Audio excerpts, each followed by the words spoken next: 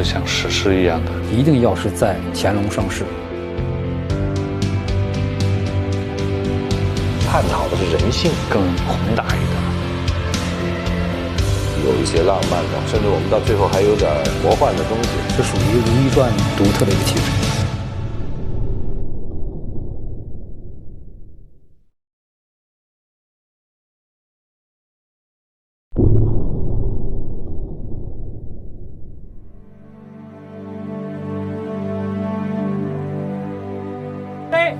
ADFAE。我们要讲的这个故事是一个我们心里边的乾隆盛世。听好了，上去，说你的词儿，然后出发，你下令。秋闲大典，乃我朝家传之法。像《如懿传》，它不是属于一个特效片，有一些戏，有一些场，它是现实中无法完成的。特效主要是在里边配合这个戏里面的一个剧情啊，来给它做一个呈现。乾隆盛世从画面上来讲更盛世宏大，包括像坝上拍的那些狩猎啊这些。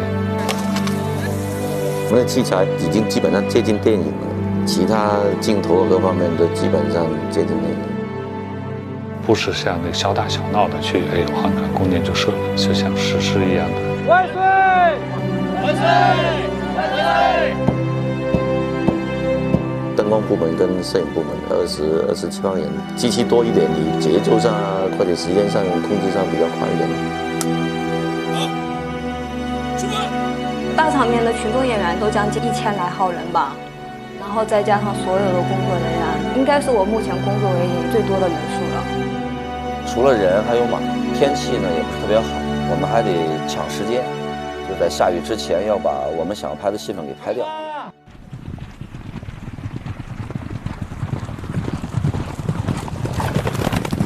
在坝上的时候，我们组已经调了很多马匹进来了啊，但是实际上跟当时那个年代故事里面所描述的那个相差还是很远的，需要我们特效来给它做弥补。我们是在里面加了一些色彩，美术的韩老师当时也聊过，因为整部戏是一个宫廷，就是女性色彩比较浓郁。然后呢，我们坝上草原这块戏呢，就是它要呈现更多的一些阳刚之气在里面。如果要想射的话，就是这样。搭着一搭就好，那可以这样的话就这么着啊。对，看着就像射。好，如果要射的话，随时都可以。好，你在那边。从这个坝上来说吧，其实它狩猎这一块就是要表现一下它那个恢宏的狩猎的一个氛围。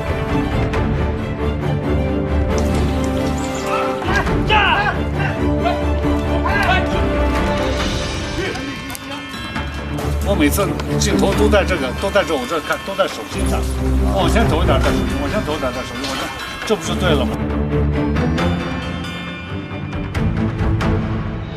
？1、2、3，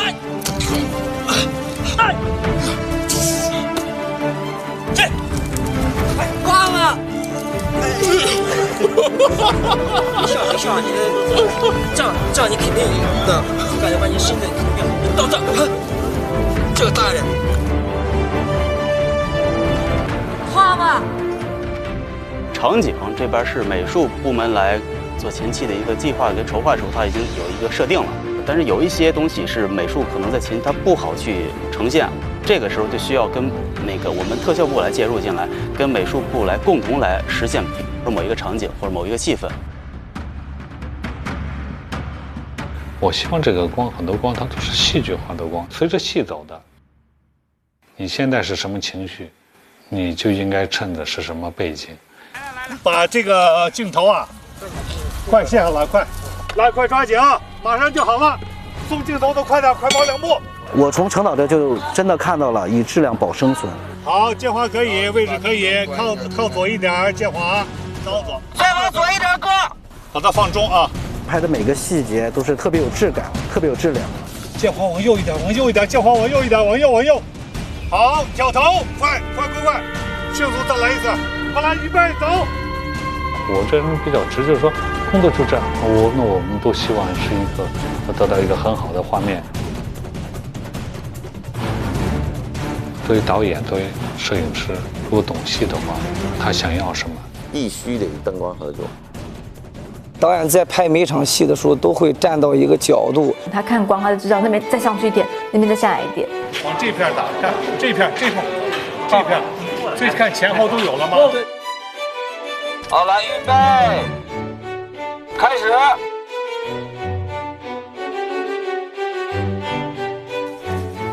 停，好。拍你的手得了。坝上的条件相对比较艰苦一些，所以我们每天都要比大队要提前2到3个小时，然后去做准备工作。兄弟姐妹们都开心一点啊！舞蹈演员也要面带笑容。来，预备，开始。当天我们去到坝上之后，看完场景，然后第2天就要拍了。导演说：“那我要20个摔跤手，18个马头琴，还有一对那个蒙古的那个稀有的那种鼓啊，然后还有那种塞，然后舞蹈演员我要20个舞蹈演员。”这个舞蹈主要是我们蒙古族的安代舞，蒙古族人就是家里来到远方来的客人，我们要隆重的招待的时候，我们姑娘们就会跳起舞来，就是表示对我们客人的一个欢迎和对自己一个热情的表达。感谢这些所有的工作人员，我觉得他们为这个戏贡献了很多，也很敬业，也很专业。古装戏，尤其是长篇古装剧的一些经验，它可能跟现代戏的操作，它确实是不一样的，也包括甚至跟人与人之间的打交道的。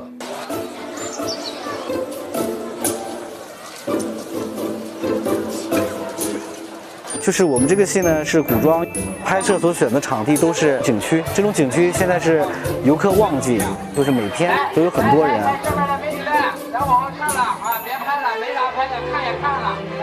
还有就是我们这些明星演员，他们的造型啊、服饰啊，都是不能向外透露的。你们都跑来干嘛的？我们跑来看华哥的，我们来看华哥，来看华哥。所以说呢，我们就是不能让游客能近距离的到我们这来观看，我们就需要把这些游客聚到我们拍摄现场以外。其实我们这种制作的话，都是所有人一起拍出来的，不是一个人拍出来的。我觉得最主要的还是感谢导演和我们的美术。然后他因为这样的大场面是完全靠他们来营造这个氛围，有一些这个江南的秀丽的这一方面体现一下。其实更多的是把整个这个发生在北方的这个清朝戏里面加了一些其他元素，让整个戏更饱满和丰富一下。这是后期效果图。对，都是咱这个船从远处这样划过来，我们这个机位摆好了，然后呢，船是从那边，就是那边有排那个位置，从那个位置排好位置往这边行驶。再稍微远一点，靠远一点。小船是怎么横着摆呀？凤船位置再往前。下江南的船队啊，船队因为像我们这个戏里面真船就是有2艘，一艘是皇帝船，然后一艘是皇后船。那像其他一些妃子船了，包括太后船了，包括一些兵船了，这些啊随行的一些大船队，这个是我们特效来呈现。包括他南巡是吧？船队啊，包括在苏州的那个码头，他下船呀、上船呐、街道行进呀，就是想更宏大。不同于一般的那种，原来所说乾隆经常南巡，都是微服私访啊，不是那样子的感觉。皇上万岁万岁万万岁！皇后千岁千岁千岁！我们说写意也好，我们说这个有一些浪漫的，或者我们说在表现形式上有一些抒情性或什么这些东西，或者不那么的落地，或者不那么，甚至我们到最后还有点魔幻的东西，包括要从影像上的感觉呀，从场景上啊，我就想，既然接着这个戏，就要有突破，虚构的历史和真实的幻象相结合，接受挑战，就是把它弄得更好，最好。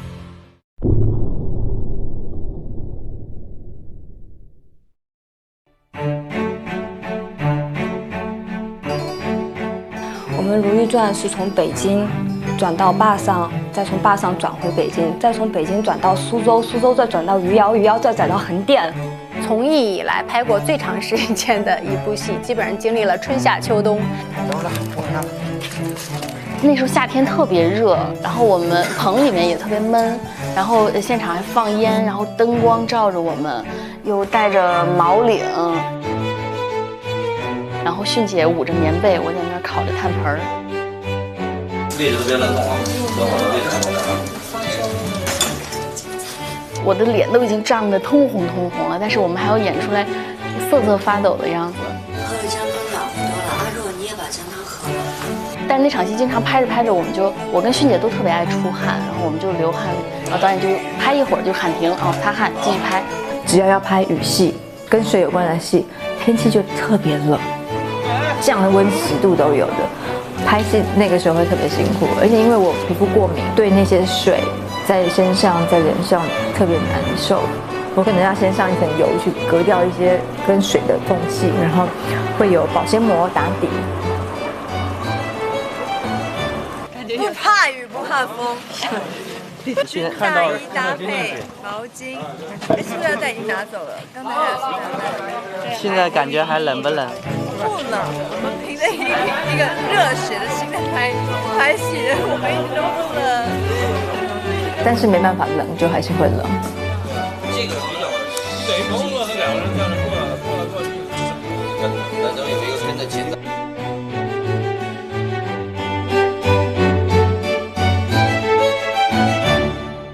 其实完全是要跟戏走，跟情绪走。不管雪呀、雨呀，基本上都是咱们人工去做，需要提前的去找它合适的那种位置。这马上拍了，现在觉得好重啊，衣服好重啊。很费功夫，而且呢，雨的大小，一会儿雨大了，一会儿雨小了，或者这边有了那边没有，你就要不停的去调整。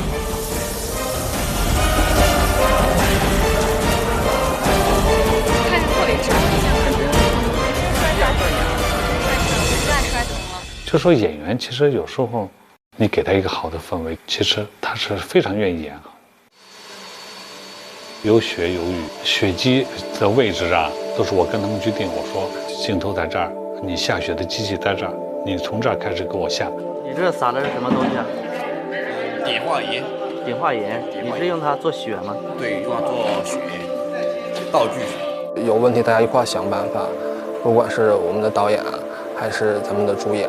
我们每拍一场戏都会要有一些烟雾缭绕的感觉，就会拍出来质感上面会比较好。每天都会熏那个咖啡豆的味儿。咖啡的这个放烟的这个是我带进来的。我说先这么点着，然后拿这个小风扇，看这么吹，烟就出来了。原来他们说拿烟饼，我说我不同意，但因为你放烟不是1天2天啊。如果都拿那烟饼，烟饼就是松香跟那个什么各种各样的化学物品弄在一块儿的，跟你这个咖啡豆自然的燃烧，它毕竟还是不一样的吧。然后一熏就是1天，本来特困，然后一熏那个味儿就醒了。这个是我比较高兴的，能为大家能做一件事情，而且呢，我自己也比较受益，自己的健康也没有，也得到了一种保证。为了防止这个木柱子都被烧掉，所以说我们就提前把它打湿。我有时候有一些包括场务放烟都得要配合合作。每一个部门其实包括你常务，常务帮你弄个大炮，弄个轨道，弄个必须的，就包括你景道具。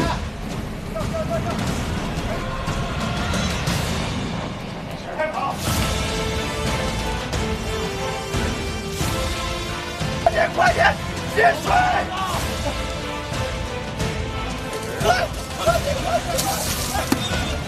我上去救的时候，李玉拦着我不让我上，他一抓就刚好抓到我的辫子，就把我的假发全给拽下来了。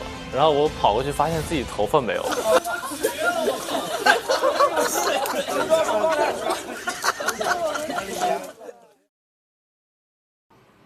准备，来起来！因为那一天拍自焚那场戏的时候，其实是大概我已经连哭了第6天，那1个礼拜对我来说是特别难熬的。我在想，一个人到了那样一个状态，跟已经做了这样的决定之后，你还会哭得那么激烈吗？我其实自己觉得，我觉得他可能都有点哭不出来了。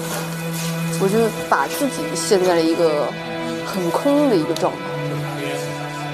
哇，那场放火的戏是真的，我觉得我们那个火放的好美啊。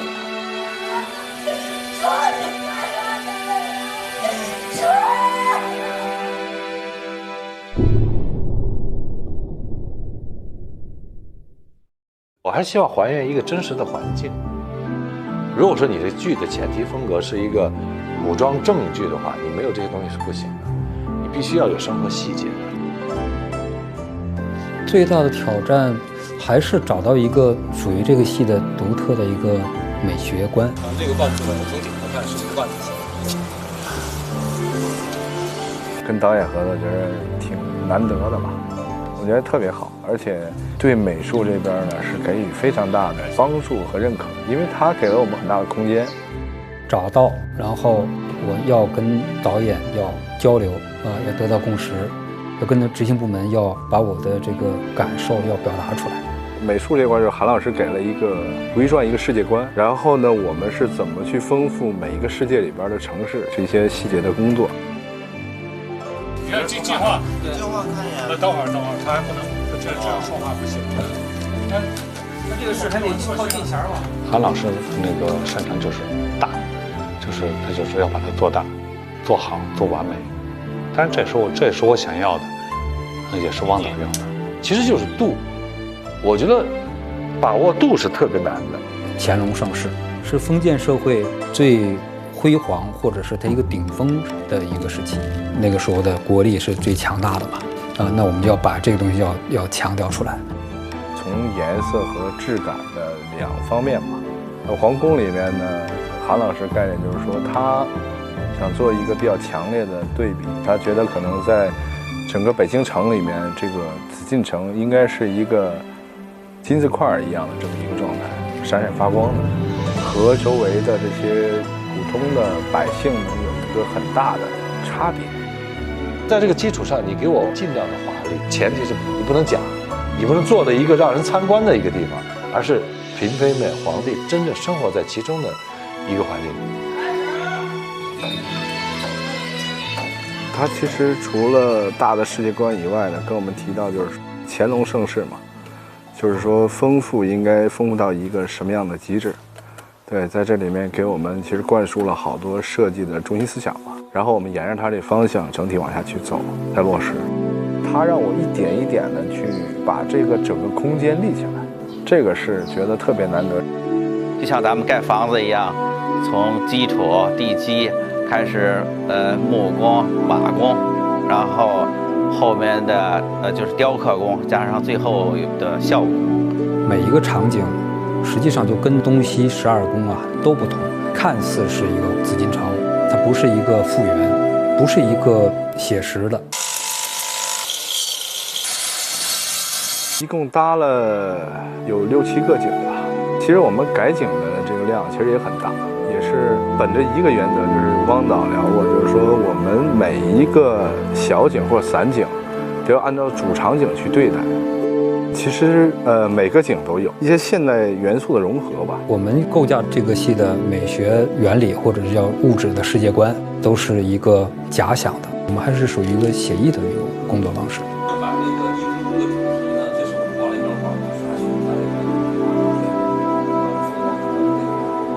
大的风格确认了以后呢，然后会做一些制作图的这个设计。这些呢，我们都是根据在这个宫殿里边住的这个人物做的一个贴近人物性格的设计，希望把人物的性格，做得更饱满一点吧。3位新人向皇后娘娘行叩拜大礼。臣妾请皇后娘娘安。翊坤宫一般都是皇后来住，里边有几个元素强调一下，就是第一，里边没有清朝的瓷器，我们都做的是宋代的5大名窑。第二个呢，就是里边有大量的这个竹子，就是竹器，它的体现出来的这种味道比较雅致，到处都是清雅之气。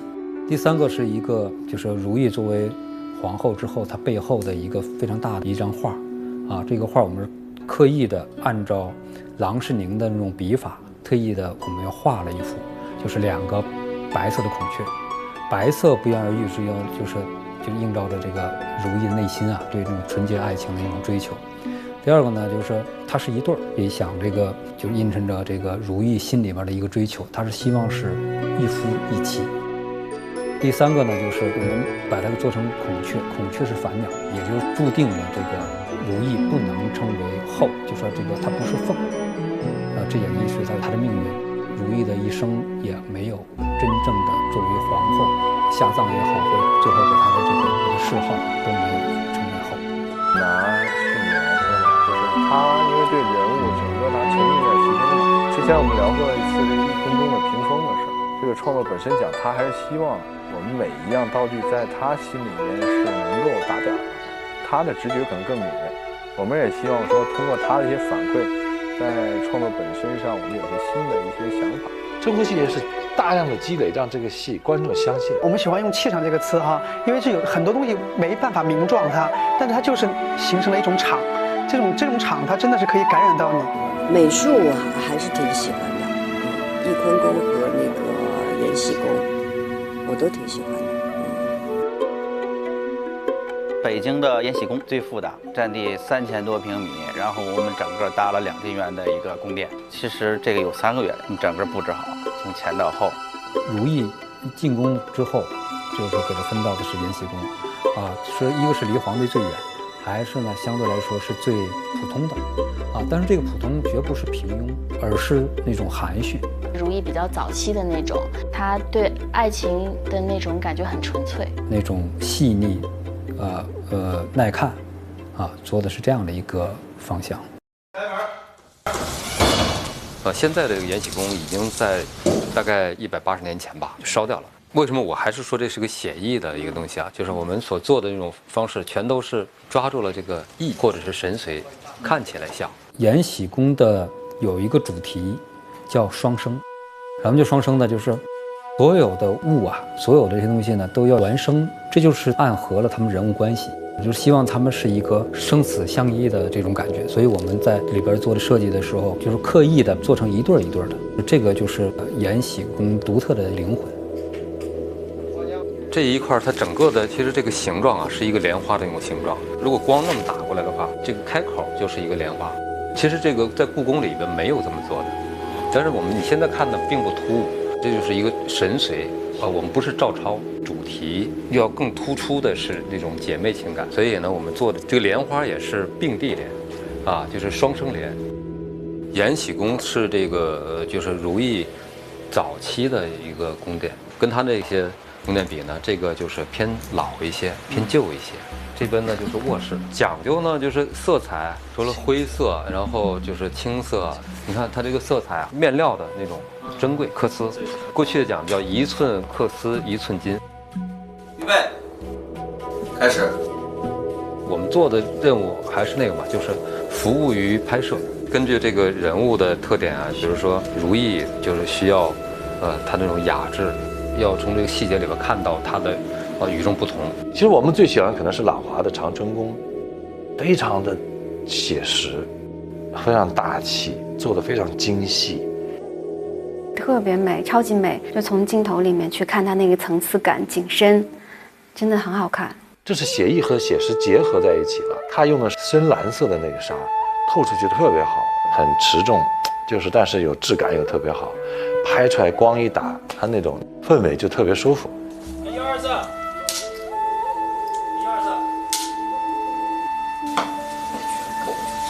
小心，去信饭店，狠狠讲那帮奴才的嘴。朗华呢，在意别人如何看待自己，所以他的房间呢都是比较重的颜色。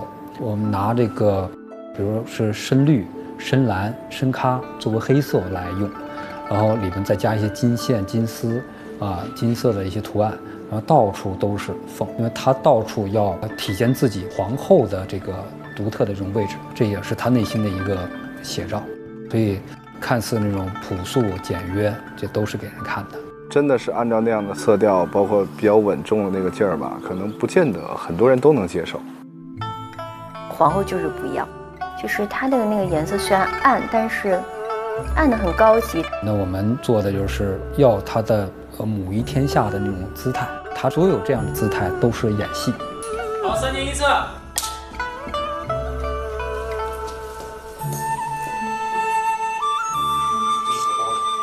养心殿实际上就是我们这个戏的一个核心。实际上讲，纵观啊，就是古今中外，权力最大的一个人就是乾隆皇帝。我们就要夸张，就给这个人物提供更准确的一个环境。导演的镜头下的养心殿是很漂亮的。我在养心殿，我都惊呆了，我说哇塞，怎么有这么多东西？就是很多细节，很漂亮。有稍微华丽一点的，也有稍微朴实一点的，是乾隆看书的地方，比较修身养性的地方，都有不同的感觉。然后我们大致呢是这样的一个设计，一个纵一个横。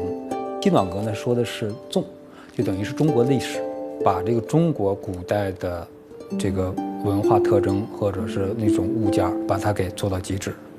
东暖阁呢是偏阳，就是等于就是在那个世界上全球能见到的高科技，或者是有全球那种感受的，他说的是这个横，就是横向。最难的就是养心殿的东暖阁，韩老师对这儿的要求是很高很高的，大到这个灯，小到一个手把件儿，韩老师都要拨木的。个人最喜欢就是咸福宫，因为就是高希月的那个宫。高希月我们给它设计成了一个黑化版的林黛玉。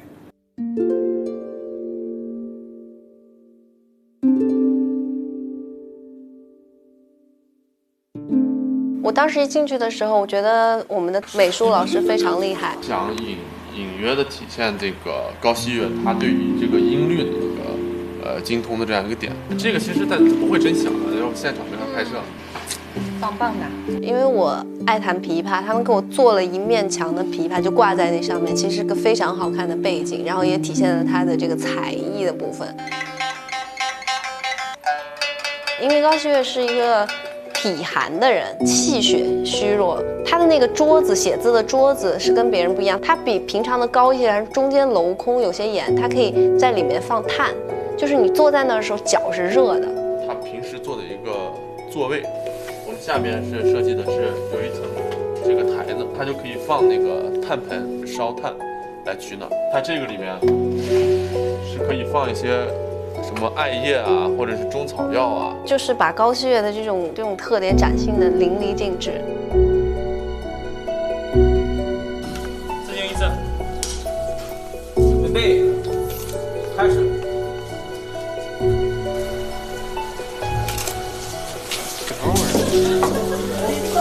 是个陷阱啊！陷阱。他是从这儿，让他看一眼，然后他就过来，往这边来。对，因为魏婉很浮夸，就是恨不得把所有东西都戴在头上，然后穿好看的衣服，就是只要皇上能看见自己就行。按照我们的这剧本的人物来要求，把它给做成水粉系列的一个环境。我们在这个它的宫殿里边呢，就强调的是颜色、色彩。所以它的宫里就是在几个妃子当中是颜色最暗的。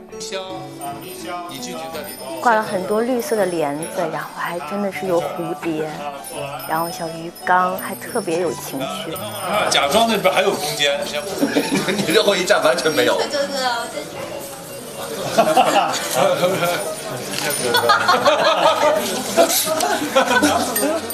准备，开始。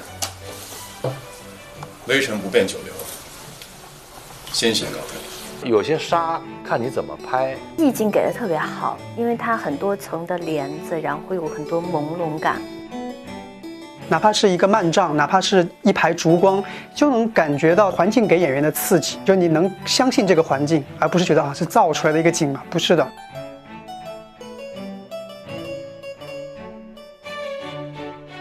后来的几个宫殿都是蛮不错的，冷宫呢，做的就很细致。成就感就是冷宫啊，交景的时候，当时这个汪导说了一句话，说这景还行，我觉得这个挺难得的，很难听到他说这样的话嘛，就是可能他的要求也比较高，对。但是我们在这里面尽量的用有限的时间去做无限的事儿吧，呈现一个像清宫戏，又不太像的这么一个夹杂着现代元素的这么一个乾隆盛世的背景吧。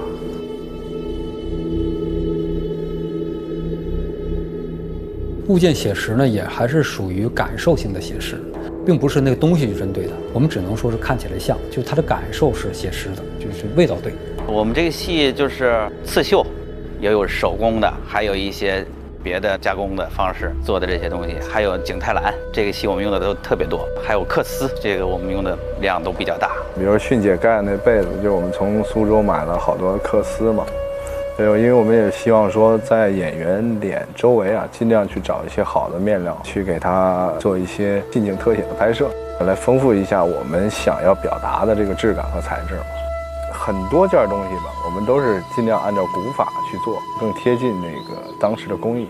制作道具的量大概在8000到1万件吧。我每次一走到那个场景，都觉得哇，好豪华，而且很多细节做得好，做得细，而且呢还有很多真材实料、有质感的道具。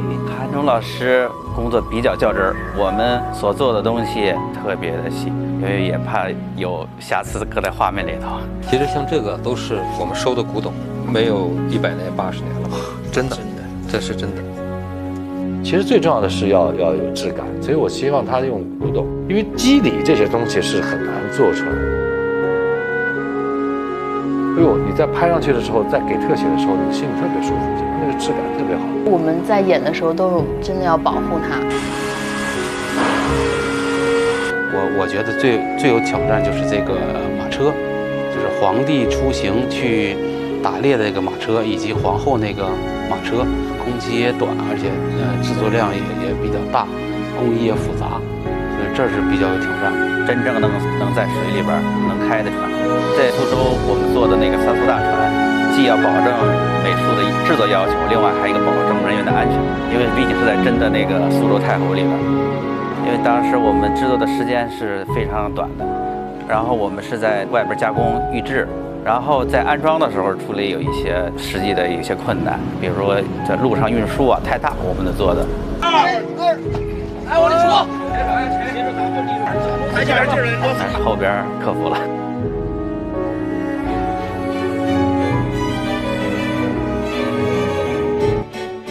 韩忠这次的分寸把握得很好，就是写意和写实之间，唯美和真实之间，做了一个很好的平衡，很华丽。但是这个华丽不俗，这个美术的感觉是走在很前面的。每一个工都让我吃惊不小，它没有一个角度是不能拍的。关键是它那个场景拍出来的，它那个颜色和我们的造型很统一，你会觉得有历史依据，但是同时又有不俗的现代品味。他们希望做不一样的东西，希望每一次创作都是一次创造。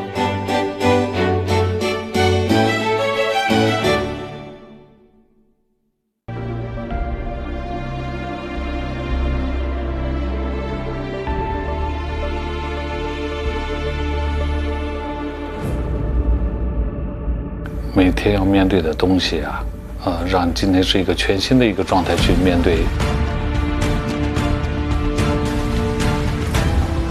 当这个镜头拿到手，从无到有，到最后自己一步一步，从建模了、材质了、打灯光了，还有合成了这些，一直到最后呈现出来了。制作人员对于特效人员来说，它是一种内心的一个满足愉悦。我觉得这是一个非常认真创作的团队，体会到各个方面每一个演员的表演，我们的场景的设计，包括拍摄，这是一场视觉的饕餮盛宴。我觉得，这个昂贵对我们道具来说，每一件东西都很昂贵，就不止它的本身的这个价值，是我们所有弟兄们付出的这个昂贵。这不要再这么轻易的产生这个满足感。我还是希望是看到一个优秀的剧目，而不是一个局部。这是一个浑然一体的一个艺术作品，希望观众能够从这个戏里边找到一个总体的感受。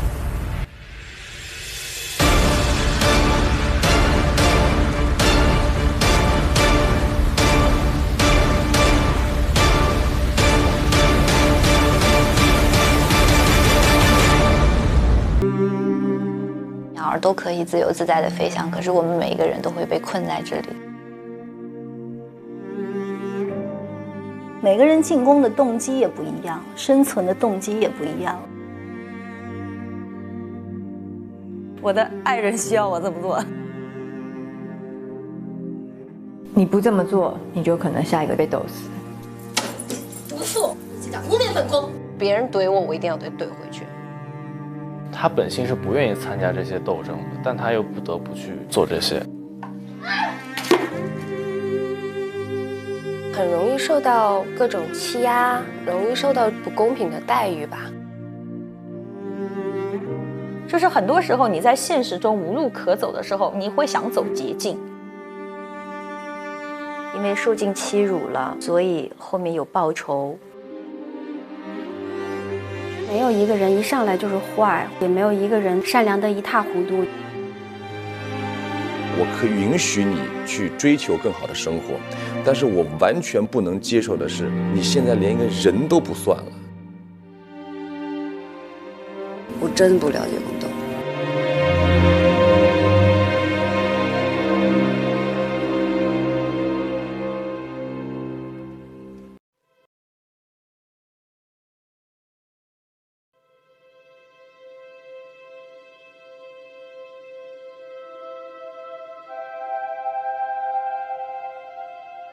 我们在这个史料之中是非常难看到后宫这些女人她们的生活的，总是把最好的一方面记载在了这个史记之上，她们的生活是什么样子的，我们是很难了解到。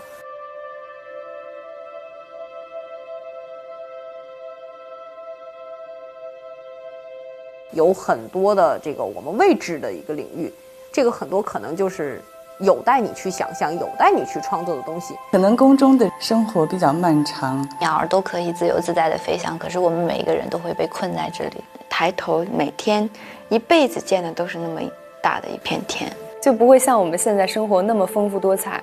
他们可能最多就是看戏。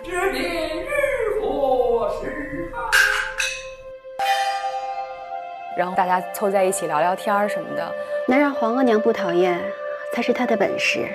皇额娘还给她赐名叫如意。宫里的女人要守着规矩，守着阶级，守着很多东西，而且她们每天其实就这点事儿，挺无聊的。一个眼错，全盘皆毁；一枚针鞋，扎到的就是自己。主说的有理。您喝口蜂蜜茶吧，清热润燥的。快乐也有吧，快乐，但是我觉得都是短暂的吧。朕赏你后皇后，也许你们制成匾额挂在正殿，满意了吧？满意。太多的这个切身利益在这里边，皇帝是不是宠爱自己？对于子嗣将来是不是有希望去继承大统？自己能不能够以一样的这个比较高的身份，有一个更好的归宿？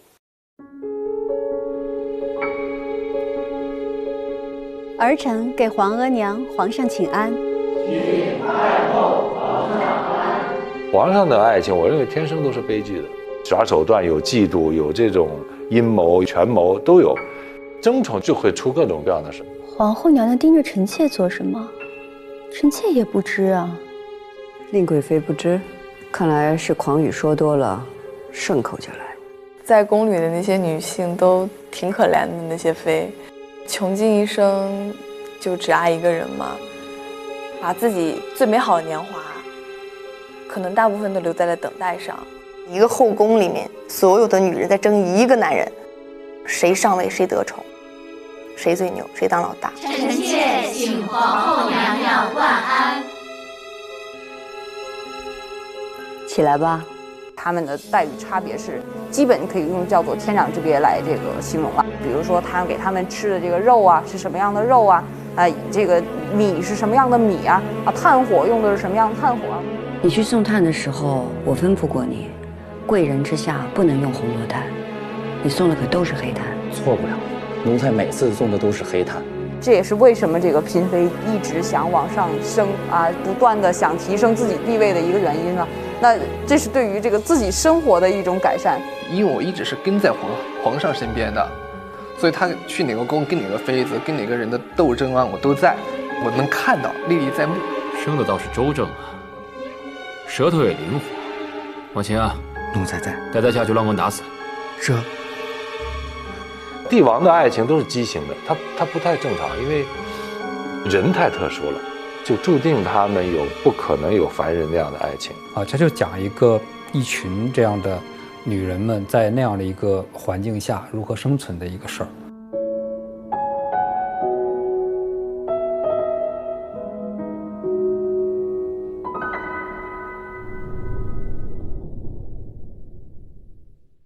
没有人是无缘无故的好，没有人是无缘无故的恶。我觉得他们人与人之间的矛盾，的确是每个人有自己不同的出发点。其时到，秀女入场。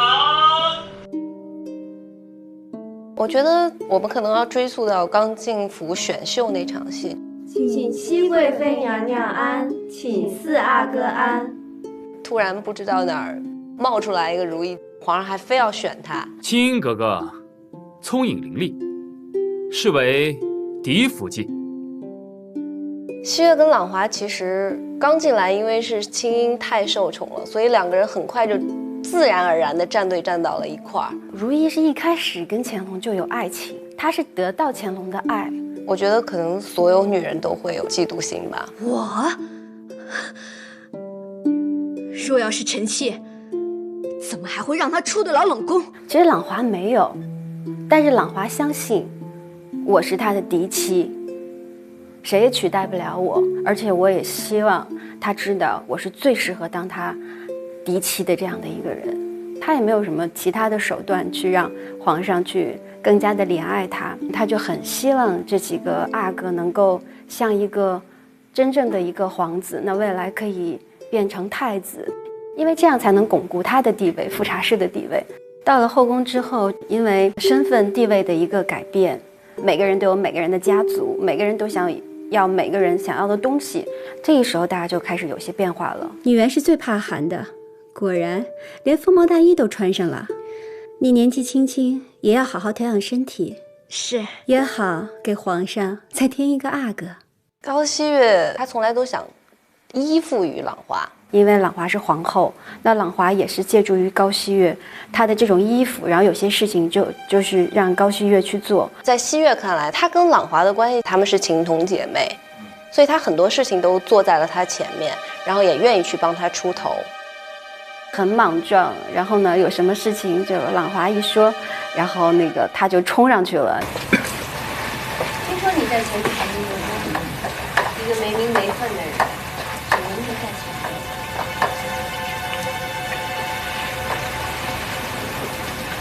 那每一个女人其实都是人性化的在塑造，每个人进宫的动机也不一样，生存的动机也不一样。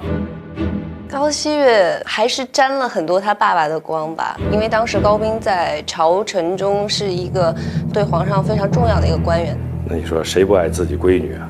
当爹的希望自己的闺女有出息啊，最好能上位啊，干过这个如意啊。本宫给你的东西再好，也不过是一件贡品罢了，怎比得上咸妃宫里挂的一副匾额，都是皇上御笔亲题的。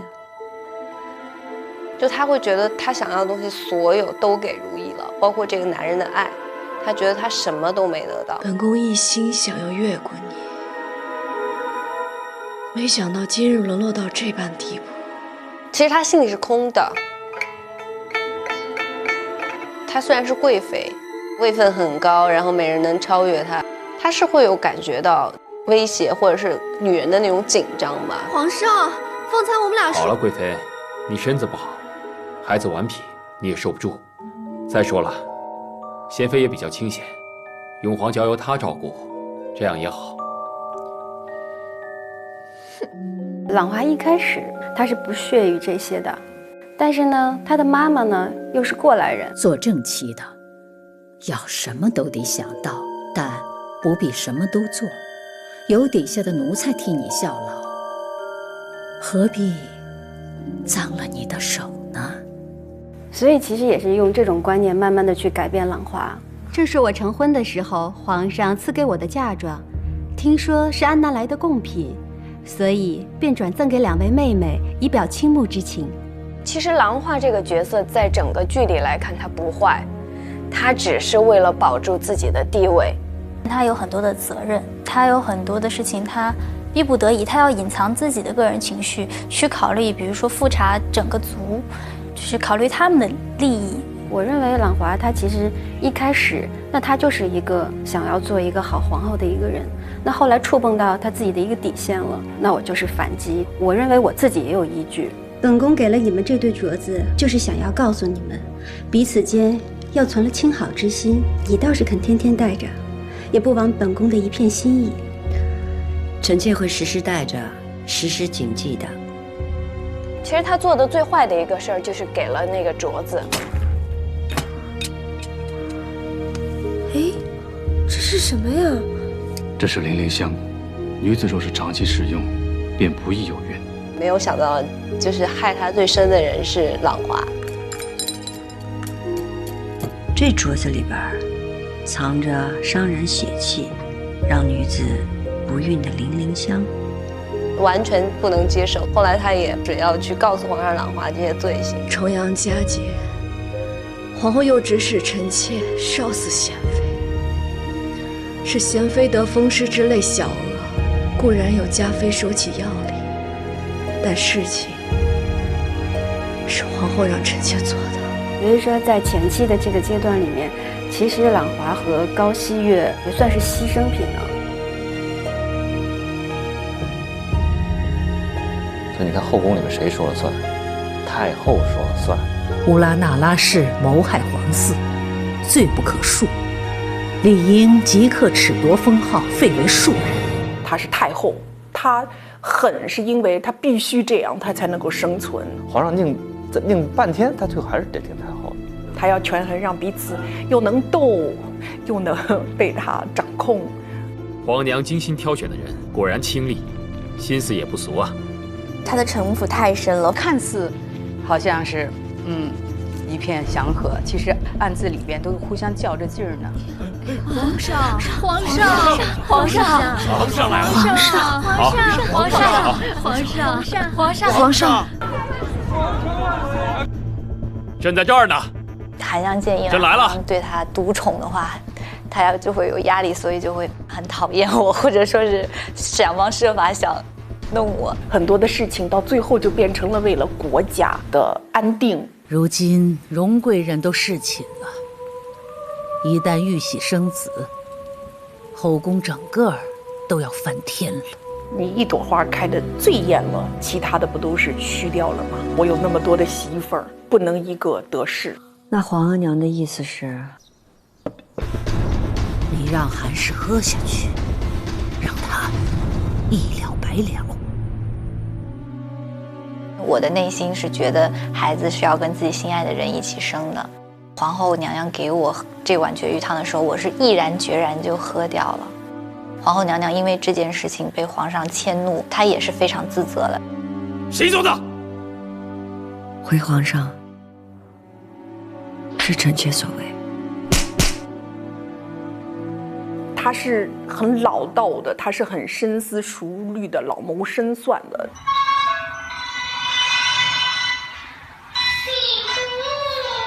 作为太后，她要布很多的卧底，她要布很多的棋子，在很多不同的层面。太后呢，手下不是有3颗棋子吗？白蕊期、奕欢跟陆慕平。太后把他纳为自己的人，她也通过一些手段，自己大胆的跟皇上接近。你叫什么名字？奴婢姓白，名蕊姬，成为了乾隆他登基以后第1个的新人。叫什么名字？妾身太常寺少卿陆世龙之女陆慕平。说话干嘛的都是看着他的眼色，他让我去做什么就做什么，有点像太后的一个傀儡。你是挨着去见的人，不劝谏皇后，还一心揍着他，这真是看错了。太后就是把奕欢当一颗棋子，所以棋子是可以换的。奕欢死了之后丢了1颗，我可以再换下一颗。太后。太后逼婚，臣妾感受太后去世，以报大恩呐。做太后来说，就怕宫中太宁静了，但是又不能斗得太无宁日，所以这种平衡永远是要被操纵的。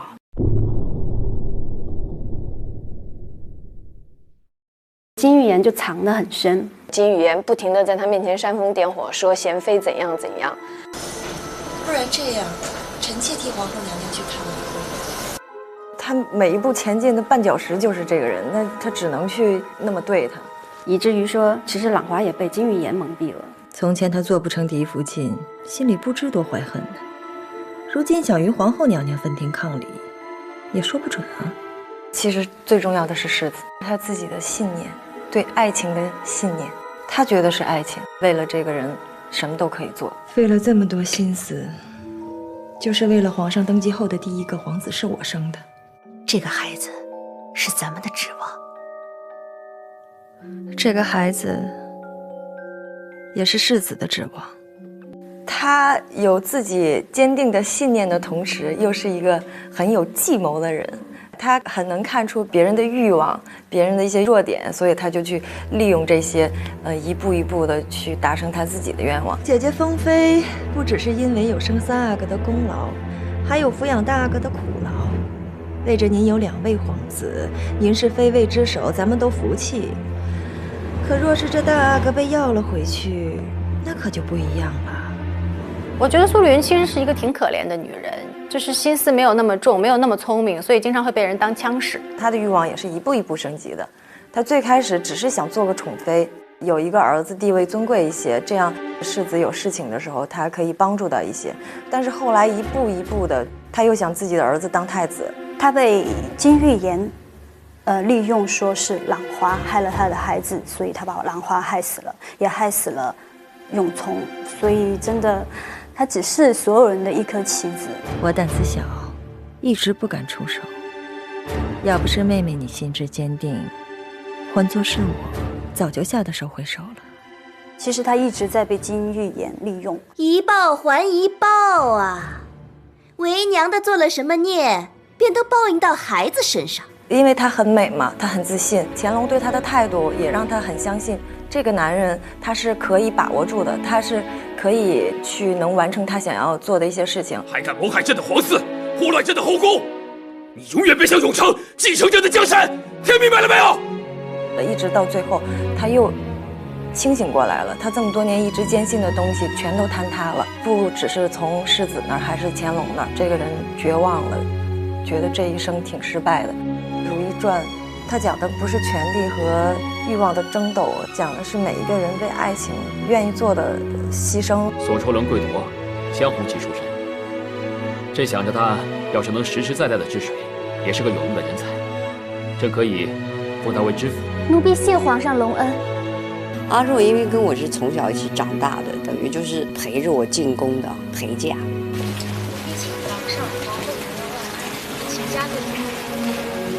就等于生命最纯真的年代都是在一块儿，这个情分就更加不一样了。就是在如懿进宫之后，阿若是他身边最亲近的人。皇上说：“阿若，照顾好你们主人，记得备上白玉双峰膏，朕这几日都会过来陪你们主用些。”有他自己内心的欲望吧。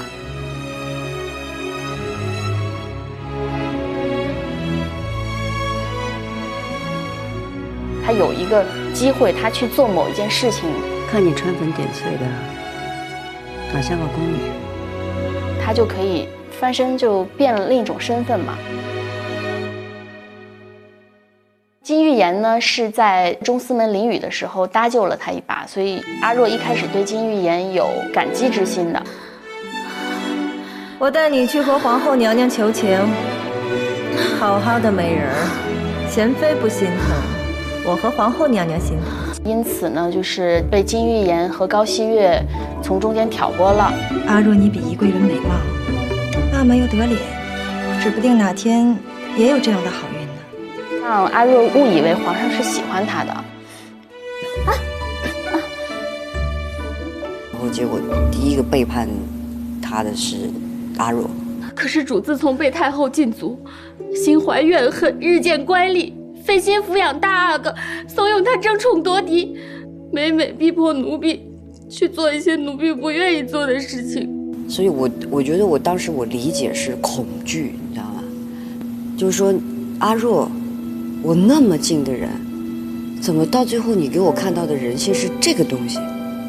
这个对我来讲是一个恐怖片。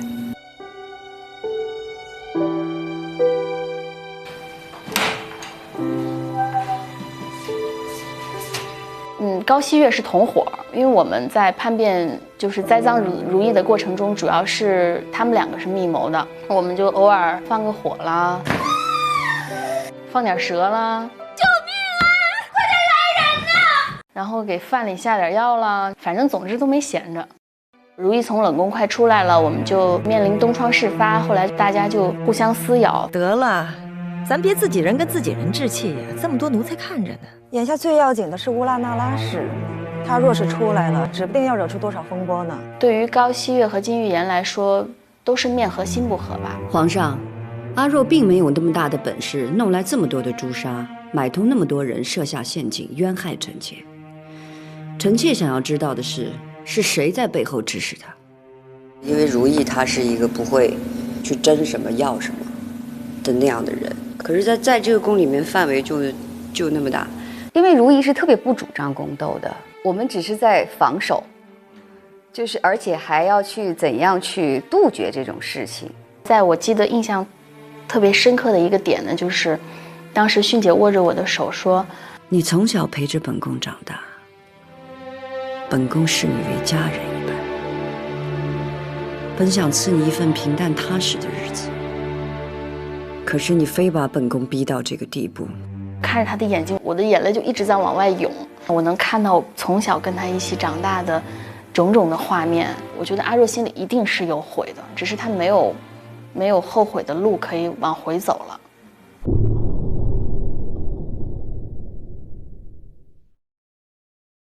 因为他曾经受伤非常的深，宫里面所有地方我们都跪过。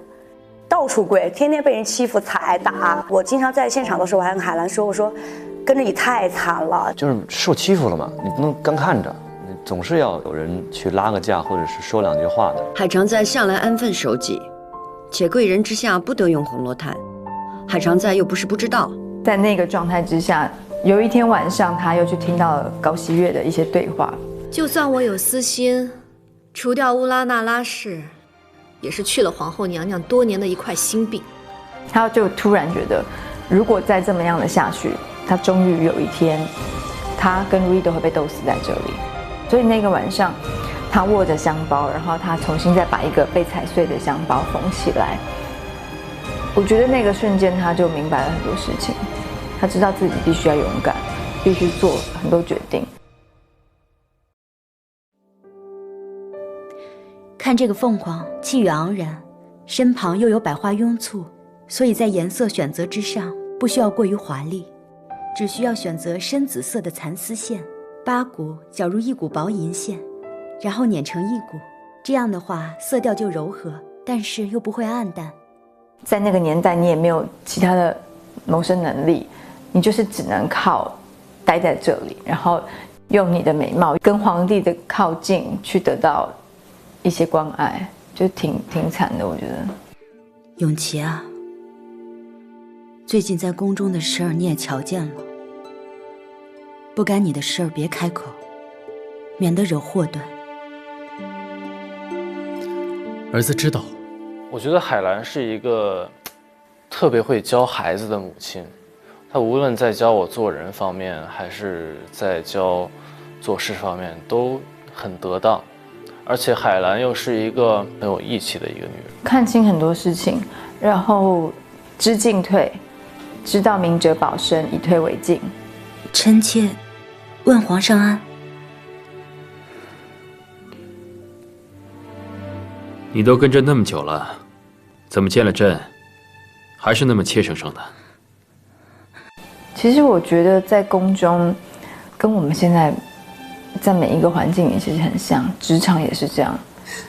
怎样从一个无名小卒，包括一个实习生，变成一个老板娘？宫女分好多种，比如说伺候花草，给主子们洗衣服的。在宫里嘛，宫女算是一个就是等级比较低的了，是很容易受到各种欺压，容易受到主子的不公平的待遇吧。以后启祥宫上下谁都可以调教婴儿。我觉得魏延婉对于他最重要的是他的安全感，因为他的家庭环境，他妈妈和他弟弟不停地管他索取钱，所以他的生活压力非常大。从小就是因为父亲犯了事情，所以被降下去，变成了一个宫女，只能干粗活。这些粗件功夫啊，有你就得了。作为宫女想改变当然是可以的，觉得总的来说都是被动的。就是很多时候你在现实中无路可走的时候，你会想走捷径。晋中公公，求您疼我，让我赌一回吧。整个晋中的做事做坏事的历程，都是为了帮助魏延婉。在魏延婉这边，她背后是没有家族的，因为她就是个小宫女嘛。魏延婉其实是一个心机最重的女人，她从一个那么低的位置的一个宫女，慢慢能爬到最后自己的儿子继承了皇位。你想这个女人的心机得有多重？奴婢自进宫以来，一切都是皇上的，奴婢愿侍奉皇上左右。她想要改善一下自己的生活，改变一下自己的命运，因为谁也不想永远被欺负，被踩在谷底。燕婉心中的那股力量就像凌霄花一样，她希望自己开得非常亮丽，大家都能看见她，也满足了她的虚荣心。燕婉，这都是皇上赏的吧？刚刚娘娘不在，这些都是皇上派人送过来的。燕婉，挑些你喜欢的留着，剩下的额娘都拿去吧。他一步错步步错，没有回头路，包括家庭的那种虚荣，妈妈的虚荣会压制自己。路是你自己选的，好好走下去。我只希望你永无后悔之日。他是一个挺自我的人，他谁也不为我，就为了自己，所以他牺牲了爱情，牺牲了母亲，牺牲了自己的本心。只要你不阻碍我的前路，我一定会走得很远很好。他应该是从被人害过以后，才想到啊，我要反击，我要在宫中生存下去。因为受尽欺辱了，所以后面有报仇，各方面的情绪压制自己。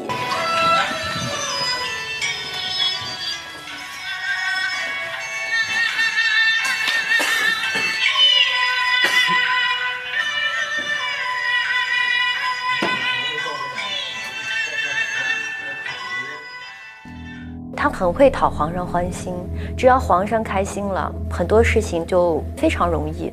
为了达到自己目的，不惜一切，干了很多伤天害理的事情。一开始只想保住自己的位置，不想被皇上忽略掉，但后来因为和如懿闹了矛盾以后，觉得自己是有往上爬的机会，当皇后的机会，所以他害了如懿的孩子。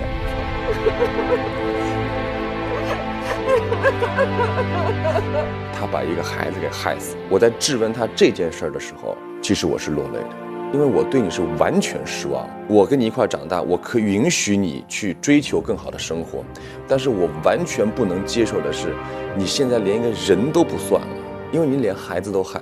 这人已经坏的没边了，没有道德底线了。天彻哥哥，救救你的燕婉吧！你的燕婉快被人害死了。没有人要害你，一直是你在害别人。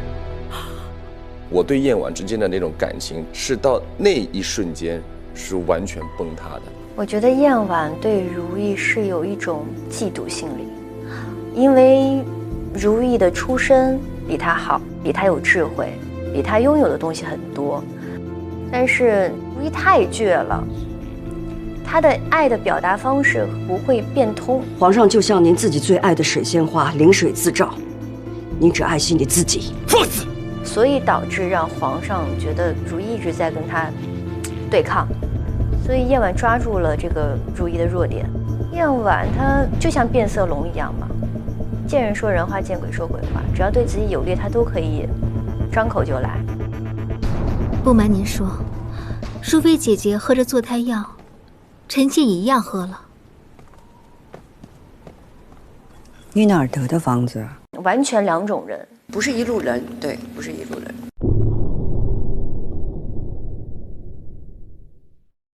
如懿在这期间，她有一些变化。起初她是不愿意去争宠，去做这些。本宫当然要查。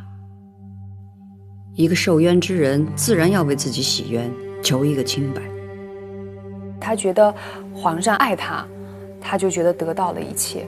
但后期她发现，当她安逸的想在宫中生活的时候，别人却处处与她为敌。所以不会让他好过，就即使你不招惹别人，但别人会置于你死地。我要是不再反击，我可能就没命了。所以当他再回来之后，我觉得那是他的一个重新的蜕变。对，以守为攻，从来不去冤枉人，那是我设计，但那个设计是要让他们自己去冒出他们曾经那个做了什么。就让他们自己浮出水面，就是罪有应得的。高希月，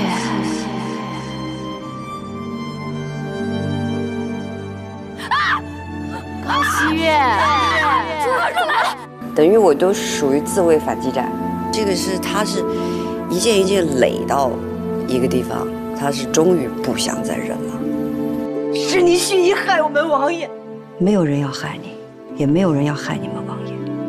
是你们王爷自己可待发起，也是你陷害本宫和大师，毁了皇上的圣誉和天下的颜面。对，所以我不了解宫斗，真的，我真不了解宫斗。我希望，就是说观众能够从看《如懿传》这个角度去看，是你看到宫斗有多残酷，而不是去学习。我觉得像《如懿传》里面的女性，她代表说深宫里面一个围墙里面、高墙里面生活的人。他对他人生当中的选择，如懿之所以在剧中比较出挑，是因为她的情感观和她的爱情观嘛。她不适合在古代生活，她是一个现代女性思维，自主坚强，不需要依靠任何人。对于女性的解读，其实如懿是一个典型的代表吧。就不管是女性心理的情感还是女性生命的体现、价值的体现，包括她其实对男权社会，她也有一些质疑的。如懿就是很善良，然后她其实并不愿意去在宫里面争斗。我觉得挺难得的，就是她在宫里那么久，但她并没有变，不忘初心吧，那么一个人。如懿的不同就是她在最后，她还是坚持做了自己。以一种爱的方式活在人世间啊！我们也想跟观众们交流的是，如果你没有独立的选择生活的自由的话，你怎么可能去追求到幸福呢？我觉得还是要有一个很正念的价值观。张爱玲的那句话是吧？一袭华丽的袍子爬满虱子。其实，宫廷后宫也是这样，它很华丽，但是真正每个人的辛酸。苦难感也好，或者说被挤压、被压榨，这个戏可能更多的是一首挽歌。